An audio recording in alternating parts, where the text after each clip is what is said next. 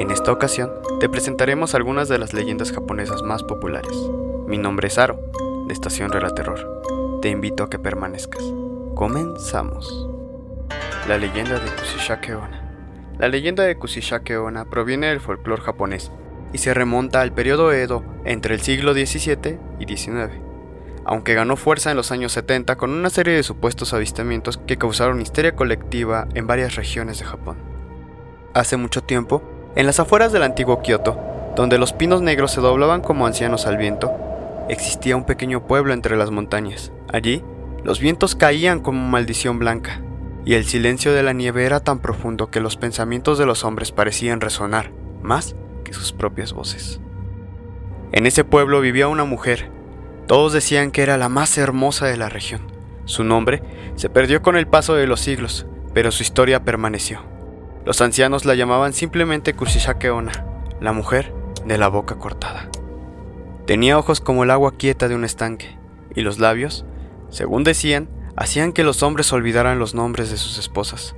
Caminaba por el mercado cubierta por un velo fino, y a su paso, hasta los cuervos se enmudecían. Pero la belleza tiene su precio, y la envidia su filo.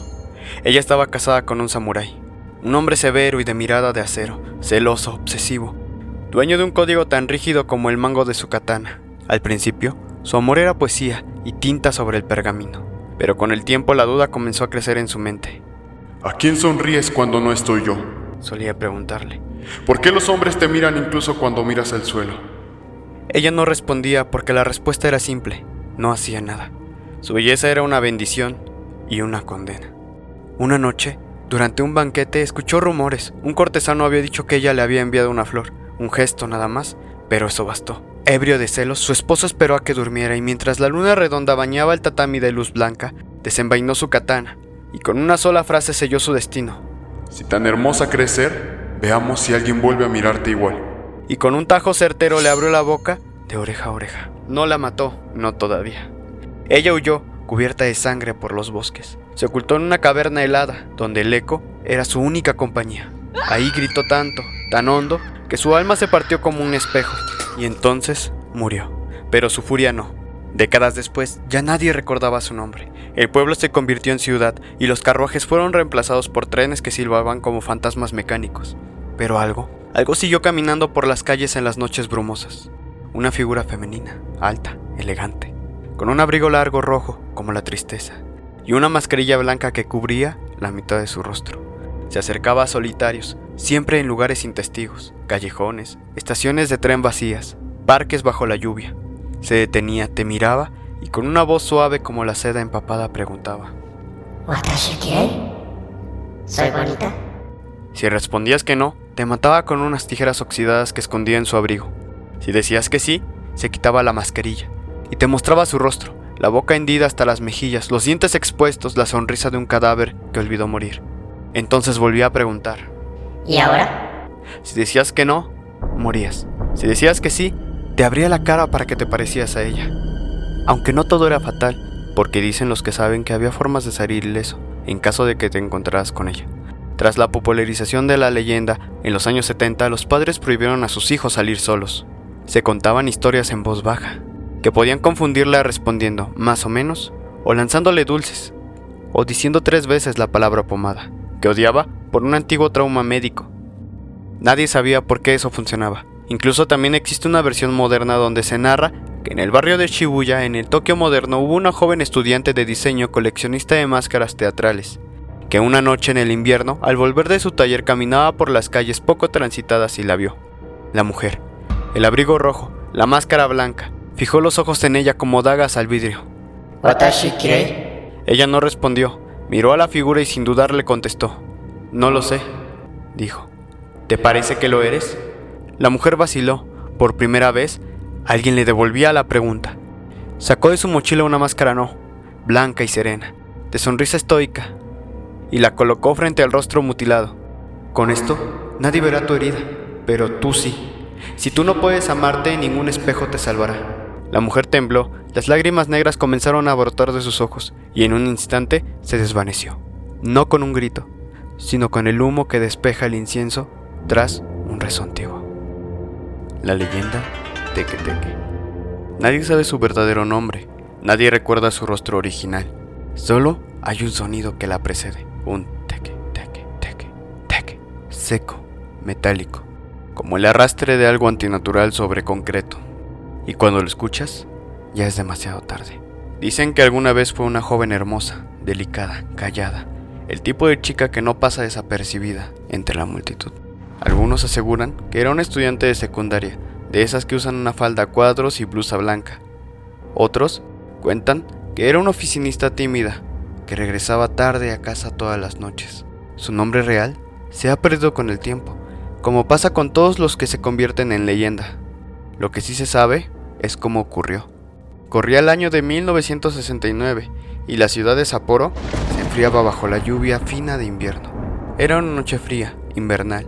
Las calles estaban vacías y el cielo colgaba como una losa gris sobre la ciudad. Ella estaba esperando el tren en una estación casi desierta. Nadie sabe si es que estaba sola. Tal vez volvía del trabajo, tal vez escapaba de algo. Lo cierto es que cayó a las vías. Algunos dicen que tropezó, otros que alguien la empujó. Hay quien asegura que se lanzó por voluntad propia arrastrando una tristeza tan profunda que no pudo con ella. Sea cual sea la verdad, el resultado fue el mismo. El tren llegó y no pudo frenar. Sin más, la partió en dos. Pero no murió de inmediato. El maquinista, traumatizado, declararía más tarde lo que vio. La vio moviéndose, arrastrándose con sus brazos, retorciéndose. Su torso estaba aún con vida. Ella tenía la boca abierta como queriendo gritar pero sin voz. El frío era tan intenso que su sangre apenas corría y se congeló ahí mismo, atrapada entre los rieles. Su agonía duró al menos unos minutos, pero su rabia aún en la actualidad continuaría. No pasó mucho tiempo antes de que empezaran los rumores. Primero fueron niños, historias que contaban entre dientes en las escaleras del colegio, justo antes de apagar las luces. Dicen que allí hay una mujer sin piernas que se aparece por las noches. Una que arrastra su cuerpo con las manos y va tan rápido que no puedes huir de ella. Dicen que si la ves, te parte por la mitad. Luego, un joven falleció inexplicablemente cerca de las vías del tren. Lo encontraron partido en dos del mismo modo que a ella. Así nació el mito.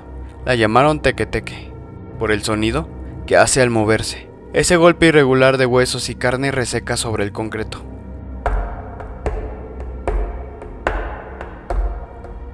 Se desplaza a toda velocidad usando sus brazos como si fueran las patas de una araña. Sus uñas están rotas, gastadas, convertidas en astillas, su piel es blanca como el yeso, y su rostro no siempre tiene ojos. Solo se necesita un segundo para verla, y luego el grito, y después, un silencio eterno. Teque-teque suele aparecer en los lugares solitarios, corredores vacíos, estaciones subterráneas, y si te encuentra, te hace una sola pregunta. ¿Dónde están mis piernas? No importa lo que respondas, ella no quiere una respuesta, quiere venganza. Dicen que si no corres lo suficientemente rápido te cortará por la mitad, así como ella fue cortada. Y luego tú también te convertirás en uno de ellos. Sobre esto hay una historia, el caso de la escuela de Aomori. En 1987 una secundaria en la prefectura de Aomori canceló las clases nocturnas durante una semana entera. El motivo nunca fue publicado oficialmente, pero un maestro retirado filtró su versión a la prensa local muchos años después. Una alumna del tercer año desapareció durante el recreo. Horas después, encontraron su cuerpo en los baños del segundo piso, con la parte inferior del torso simplemente desaparecida. Nadie la escuchó gritar. Solo un par de estudiantes dijeron haber oído pasos, o algo que parecía como unas uñas raspando el concreto.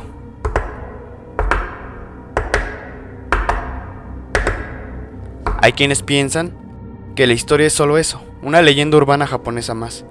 Pero otros, los que han oído ese sonido en los pasillos vacíos, saben que hay algo más, algo real detrás de ese mito. Teque-teque no camina, solo arrastra su odio y corta. Y si esta noche escuchas algo acercándose, arrastrándose, no mires atrás, no corras, no servirá de nada. La leyenda de Gozo. Conocido como cabeza de vaca, es una de las historias más enigmáticas y perturbadoras del folclore japonés. Su origen se encuentra entre la intersección entre la mitología budista y las leyendas urbanas modernas, y ha sido objeto de múltiples interpretaciones y adaptaciones. Su función es castigar a los pecadores. En la tradición budista japonesa, Gozu, cabeza de buey, y Mesu, cabeza de caballo, son dos demonios conocidos como Oni. que sirven como antiguos guardianes del infierno. Estos seres tienen cabeza de buey y de caballo, respectivamente, y son los primeros en recibir las almas de los muertos, escoltándolas hacia su juicio final ante el rey Etna. Su función es castigar a los pecadores y asegurar que ningún alma escape del inframundo. Estos personajes aparecen en textos clásicos del Kanyoku y han sido representados en diversas obras de arte y literatura japonesa. Paralelamente, existe una leyenda urbana, moderna, que se ha difundido en Japón desde mediados del siglo XX. Esta historia se centra en un relato prohibido que supuestamente es tan aterrador que provoca efectos físicos y psicológicos extremos en quien lo escucha. Según la leyenda, en la primavera de 1983, un profesor especialista en literatura comparada de la Universidad de Sendai organizó un retiro para sus estudiantes de último año. El viaje sería a una aldea remota en la prefectura de Yamagata, rodeado por bosques espesos, donde los teléfonos no tenían señal y la niebla bajaba como un manto sobre los tejados cada anochecer. Él era respetado, brillante, pero también excéntrico. Amaba las historias prohibidas, los libros malditos, los textos que otros habían intentado destruir. En su maleta, entre diccionarios y apuntes, llevaba un documento amarillo con los bordes roídos por el tiempo. En la portada no había un título, solo 2 kanjis: cabeza de vaca. Fue en la tercera noche del retiro. Llovían, las gotas golpeaban los techos como dedos ansiosos. Los estudiantes se sentaron en un círculo en la sala de tatami. El generador fallaba a ratos, dejando breves lapsos de obscuridad. Esta noche, dijo, les contaré una historia que casi nadie ha escuchado, pero les advierto, no es ficción. Y una vez que escuchen las primeras palabras, deberán oírla hasta el final. Todos rieron. Pensaron que era parte de su dramatismo habitual. Un profesor excéntrico más. Él abrió el manuscrito. Sus dedos temblaron, no de frío, sino de miedo, de algo oscuro. Hace siglos, en una región olvidada del norte, nació un niño con cabeza de vaca. A medida que hablaba, la atmósfera se volvió pesada. El aire era difícil de respirar. Uno de los estudiantes se llevó la mano al pecho. Otro comenzó a temblar sin motivo aparente. Algunos intentaron hablar, pero ya no podían. Solo el profesor continuaba con la voz cada vez más lenta, como si el texto le robara la energía palabra por palabra.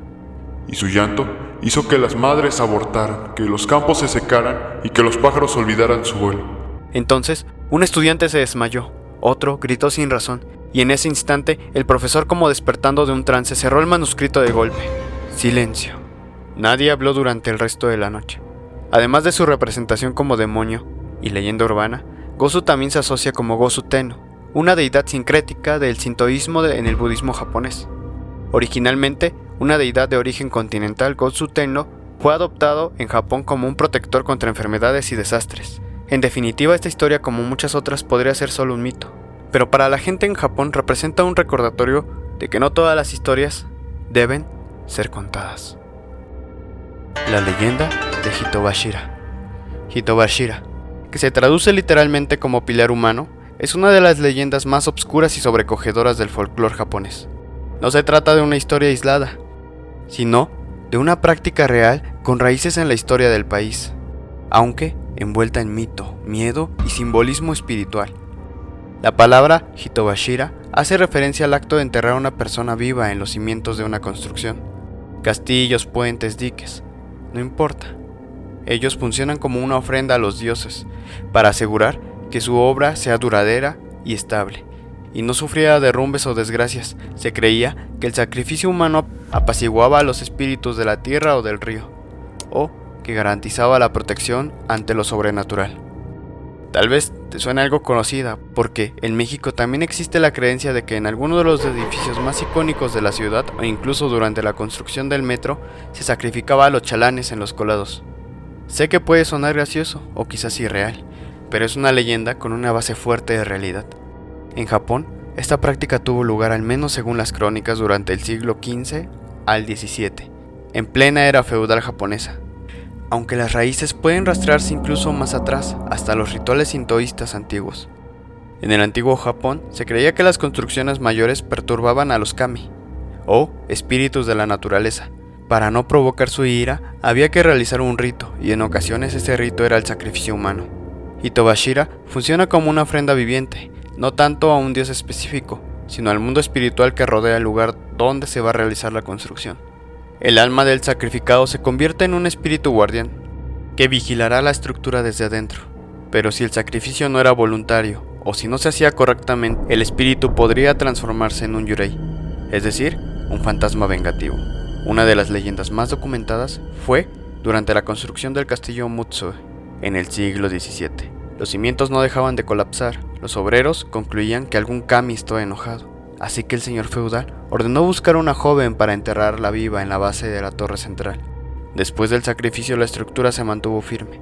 Aún hoy, los locales aseguran que, en ciertas noches, se escuchan los lamentos de una mujer dentro del castillo, y que si una mujer canta cerca del puente del castillo, el fantasma mismo llora dentro de los muros, recordando la voz que nunca volvió a oír. Otra de las historias más famosas cuenta que durante la construcción del gran puente sobre el río Nagara, la corriente lo destruía una y otra vez. Entonces decidieron que un sacrificio era necesario. Hicieron un sorteo entre los obreros y salió el nombre de una mujer joven, madre de 2 hijos. Fue enterrada bajo los pilares principales. Desde entonces, cada vez que se iniciaba otra obra importante sobre el mismo río, el agua subía repentinamente si alguien cantaba cerca del puente. La leyenda del castillo de Muroaka. Esta es una de las leyendas especialmente crueles. Se cuenta que para estabilizar los cimientos del castillo se utilizó una mujer llamada Ochizu, madre soltera y pobre, a quien se le prometió que su hijo sería adoptado por la nobleza si aceptaba ser sacrificada. Ella aceptó y fue enterrada viva en la base de un muro, pero después de su muerte la promesa nunca se cumplió.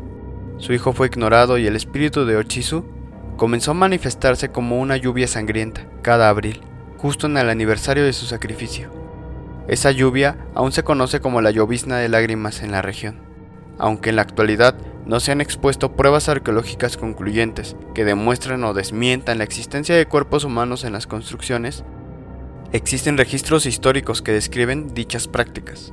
Algunos documentados durante el periodo Edo mencionan que los rituales de apaciguamiento y templos sintoístas aún conservan objetos y cánticos relacionados con estos sacrificios. Además, durante excavaciones en castillos como el de Muruaka o Metsue, se han encontrado restos humanos en lugares inusuales, lo que han dado más fuerza a esta leyenda. Muchas gracias por escucharnos. Cuéntame en los comentarios si ya conocías estas historias y no olvides regalarme tu poderoso like, suscribir o compartir. Eso me ayudaría bastante. Soy Aro, de Estación Relaterror, y te agradezco me hayas escuchado en este día, tarde o noche. Sin más por esta ocasión me despido. Nos vemos. Adiós.